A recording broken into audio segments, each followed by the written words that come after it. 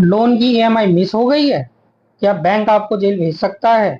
क्या recovery agent घर पर आकर आपसे जबरदस्ती पैसे ले सकते हैं? आज मैं आपको पर्सनल लोन डिफॉल्ट का पूरा सच सिंपल लैंग्वेज में समझाऊंगा, जो हर बोरोवर को पता होना चाहिए। शुरू करते हैं वीडियो को। नमस्कार, मैं एडवोकेट वैभव गुप्ता स्वागत करता हूं वीकेजी लॉ पर। मैं पिछले 15 साल से प्रैक्टिस कर रहा हूं और आज इस वीडियो के माध्यम से हम समझेंगे कि लोन की ईएमआई मिस होने पर या डिफॉल्ट होने पर क्या क्या बैंक और एनबीएफसी आपके खिलाफ कार्रवाई कर सकता है। इनको हम सिंपल स्टेप्स में समझेंगे, स्टेप वाइज प्रोसेस में आपको सारा बताऊंगा। शुरू करते हैं वीडियो को। Step 1, EMI miss. EMI miss होने पर जनरली बैंक और एनबीएफसी आपके रजिस्टर्ड मोबाइल नंबर पर एसएमएस के थ्रू, व्हाट्सएप के थ्रू, ईमेल के थ्रू या कॉल के थ्रू आपको इंफॉर्मेशन देती है कि आपकी पहली ईएमआई मिस हो गई है। इसको जल्द से जल्द भरें और इंटरेस्ट और पेनल्टी चार्जेस से बचें। ये एक सिंपल मैसेज होता है, इसमें कोई भी लीगल एक्शन नहीं होता है, ना ही ये कोई लीगल प्रोसीडिंग्स होती है। स्टेप 2, ओवर ड्यू और चार्जेस। जब आपकी एक दो ईएमआई मिस हो जाती हैं, डिफॉल्ट हो जाती हैं, तो बैंक या एनबीएफसी आपको मेल के थ्रू, एसएमएस के थ्रू, कॉल के थ्रू या व्हाट्सएप के थ्रू आपको रिमाइंडर देता है।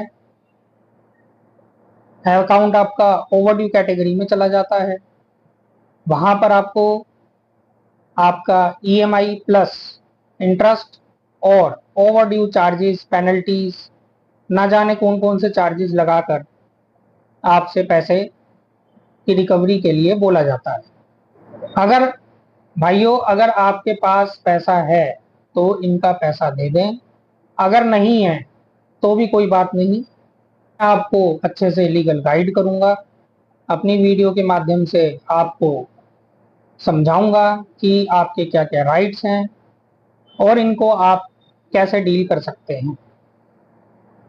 वीडियो को अंत तक जरूर देखें, वीडियो को स्किप बिल्कुल भी ना करें, तभी आपको सारे प्रोसेस और लीगल एक्शन के बारे में पता चल पाएगा। जब आपकी ईएमआई 1, 2 या 3 मिस हो जाती हैं, उसके बाद इनका स्टेप 3 स्टार्ट हो जाता है, रिकवरी कॉल्स। रिकवरी कॉल्स जो है बैंक अपने एजेंट्स के थ्रू, अनऑथराइज्ड एजेंट्स के थ्रू करवाता है। ये कॉल्स दिन में 100 कॉल भी आते हैं। ये लोग आपको दिन में 100 कॉल करेंगे, 150 कॉल करेंगे, मैसेजेस करेंगे, व्हाट्सएप करेंगे, हर मुमकिन भी प्रयास करेंगे कि आपको टॉर्चर किया जाए। ये आपको लगातार कॉल करते हैं। आप एक कॉल सुन रहे हो, पीछे से दो दो कॉल वेटिंग पे चल रही हैं। ये आपको हर तरीके से मेंटली हरास करने की कोशिश करते हैं। अगर आप इनका फोन उठा लेते हैं तो ये लोग आपको धमकियां भी देते हैं, हरास भी करते हैं और ना जाने कौन कौन सी बातें बोल देते हैं, जो कि बिल्कुल ही इलीगल है। आरबीआई की गाइडलाइंस के हिसाब से एक रिकवरी एजेंट आपको ना तो धमकी दे सकता है, ना ही गाली गलौज कर सकता है और ना ही जबरदस्ती आपसे पैसे की डिमांड कर सकता है। इसके बाद आता है स्टेप 4। जब आपका loan account EMI default 90 days या उससे ज्यादा का हो जाता है, तो बैंक या एनबीएफसी आपके अकाउंट को एनपीए कर सकती है। एनपीए मतलब होता है नॉन परफॉर्मिंग एसेट्स। यहाँ जो टर्निंग पॉइंट होता है वो ये है कि आपका सिबिल स्कोर बहुत ज्यादा खराब हो जाता है, जिससे कि इन फ्यूचर आपको लोन लेने में दिक्कत होती है। बैंक आपको सीरियस डिफॉल्टर मान लेता है। बैंक समझता है कि अब इस अकाउंट से बैंक को या एनबीएफसी को कोई भी फायदा नहीं होगा, तो ऐसे अकाउंट को बैंक एनपीए घोषित कर देता है। इसके बाद बैंक स्टेप 5 में लीगल नोटिस भेजने स्टार्ट करेगा। अपना जो आपका जो लोन अकाउंट है उसको अपने लीगल डिपार्टमेंट को आगे फॉरवर्ड किया जाता है। बैंक के एडवोकेट्स आपको तरह तरह के नोटिस भेजेंगे, recall notice, demand notice, legal notice, cheque bounce का नोटिस। अगर आपने लोन लेते टाइम बैंक या एनबीएफसी में कोई भी चेक दिया है तो सिक्योरिटी चेक दिया है उसको बाउंस करा के वो 125 का एनआई एक्ट का नोटिस भेजते हैं और आपसे हर मुमकिन कोशिश करते हैं रिकवरी करने के लिए। यहाँ लोग अक्सर डर जाते हैं, डरने की कोई बात नहीं है साथियों। आप हर एक नोटिस का जवाब दो। अगर आपके साथ कोई जेन्युइन प्रॉब्लम है, आपकी नौकरी छूट गई है, कोई मेडिकल इमरजेंसी है जिसकी वजह से आप ईएमआई नहीं दे पा रहे हैं, तो डरने की कोई बात नहीं है। आपने कोई गुनाह नहीं करा है, आपने कोई मर्डर नहीं करा है कि पुलिस आपको उठा के ले जाएगी। इसमें बिल्कुल भी डरने की बात नहीं है। जो भी नोटिस आपको आते हैं, चाहे वो व्हाट्सएप के थ्रू आए, चाहे वो एसएमएस के थ्रू आए या स्पीड पोस्ट, इंडिया पोस्ट के जरिए आए, उनका रिप्लाई जरूर दें अपने एडवोकेट के माध्यम से या हमारे माध्यम से। आप उसका रिप्लाई जरूर करें।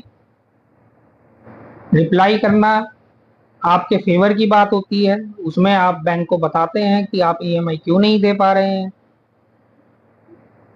इसके बाद बैंक जब ये सब कोशिशें कर लेती है और नाकाम हो जाते हैं तो बैंक आर्बिट्रेशन में केस को भेज देती है। आर्बिट्रेशन का क्लॉज जब आप लोन के लिए बैंक में जाते हैं और एग्रीमेंट साइन करते हैं या ऐप के थ्रू आपने कोई लोन अप्लाई किया है, ऑनलाइन लोन अप्लाई किया है,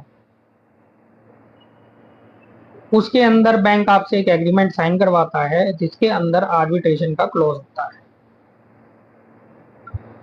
आर्बिट्रेशन का क्लॉज इसीलिए डाला जाता है ताकि बैंक आपसे बिना कोर्ट कचहरी जाए रिकवरी कर सके और अपने हाथ को अच्छे से मजबूत कर सके।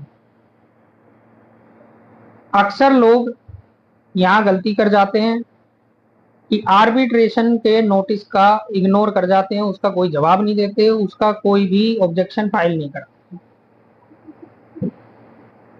आर्बिट्रेशन के नोटिस का जवाब देना, उसका ऑब्जेक्शन फाइल करना बहुत ज्यादा जरूरी है।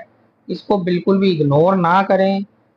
अगर नोटिस आपके पास किसी भी माध्यम से आता है, चाहे वो व्हाट्सएप से आता है, चाहे वो एसएमएस से आता है, कई बार ये लिंक भेजते हैं कि इस लिंक पे क्लिक करें और नोटिस रिसीव करें, लोग बाग उसको इग्नोर कर जाते हैं। बाय पोस्ट भी आता है, लोग लेने से मना कर देते हैं। तो ये आर्बिट्रेशन नोटिस जो है आपके खिलाफ काम करता है, बैंक के हाथ मजबूत हो जाते हैं और एक तरफा मुकदमा चलने लग जाता है। लोग ऐसा सोचते हैं कि मैंने नोटिस नहीं लिया, सर्विस नहीं हुई, तो इसमें कोई भी अवार्ड पास नहीं होगा या ये अवार्ड माना नहीं जाएगा। दोस्तों, ऐसा बिल्कुल भी नहीं है। आर्बिट्रेशन में अगर आप नोटिस नहीं लेते हैं तो मुकदमा एक तरफा चला जाता है, बैंक के फेवर में हो जाता है और स्टेप 7 के अंदर बैंक अवार्ड अपने फेवर में करवा लेता है। आर्बिट्रेशन के थ्रू आर्बिट्रेटर जो अपॉइंट करती है बैंक, वो आपके अगेंस्ट अवार्ड पास कर देती है। उस अवार्ड को लेके बैंक कोर्ट में जाता है और आपसे रिकवरी स्टार्ट करता है।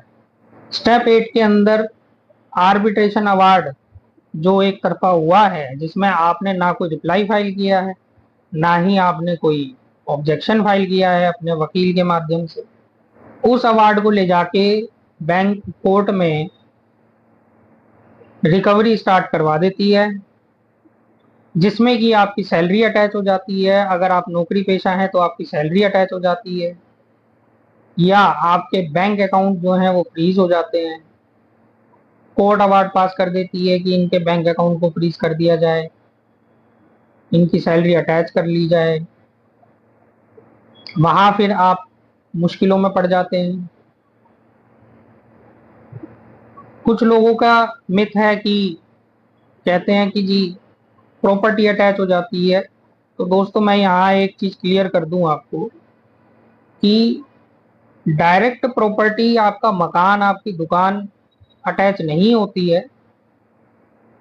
कोर्ट ऐसा नहीं करती है। डायरेक्ट अटैचमेंट प्रॉपर्टी का पर्सनल लोन के अंदर इन्वॉल्व नहीं होता है। और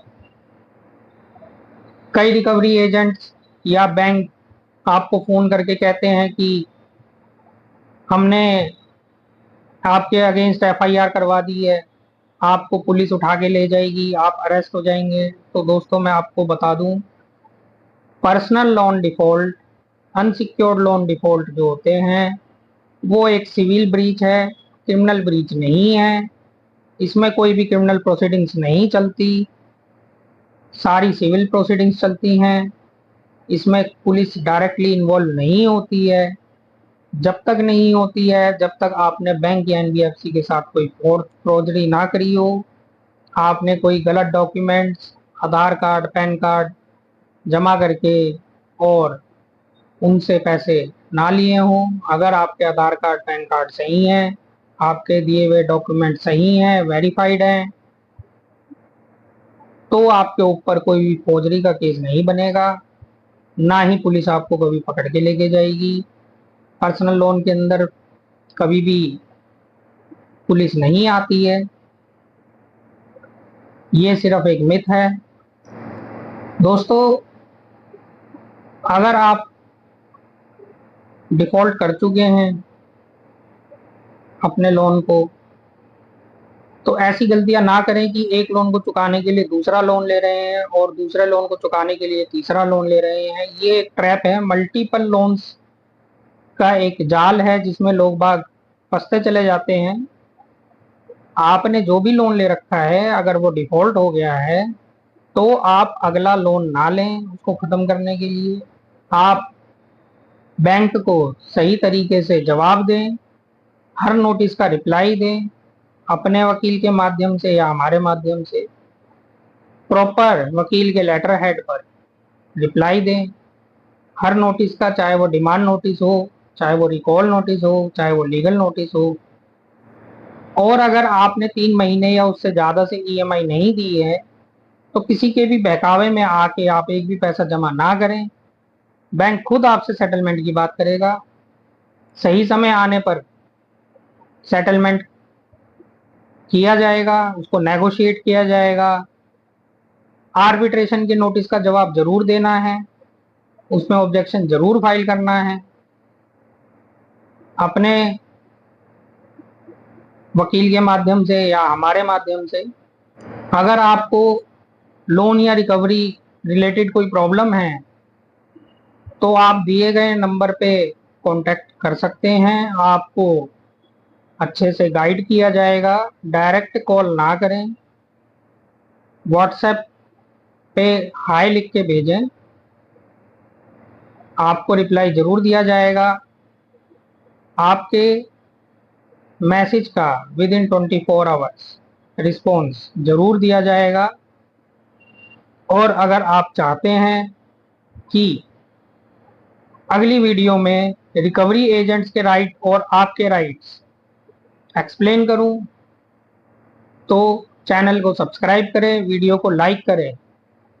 वीडियो अच्छी लगी हो जरूरतमंद लोगों को शेयर करें, इंफॉर्मेटिव लगी हो तो आपके फैमिली फ्रेंड्स जो इस मुसीबत से गुजर रहे हैं उनको जरूर शेयर करें।